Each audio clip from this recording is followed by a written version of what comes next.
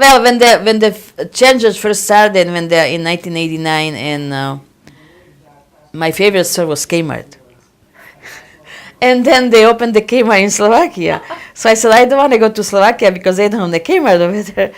And so when they opened the Kmart, so they said, okay, they have Kmart now over there, so you can, live there. And for some reason, I just feel like, I don't know, it's still not, I'm so used to being like, I live 1/3 of my life there, and I have lived 2/3 of my life here. So I'm so used to, I feel like, my home is over here. I mean, I still love my country. I love my heritage. That's what I try pushing into my kids, which they, appreciate, and they really love it.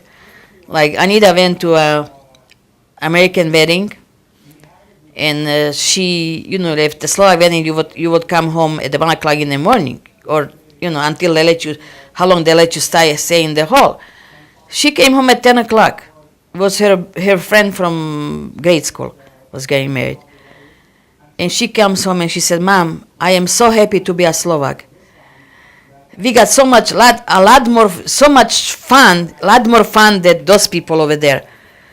She said, I didn't like the music. I didn't like anything over there. I liked the food, but I didn't like the music. That's why I came home, because we have a lot more fun. We like, I'm very happy to be Slovak.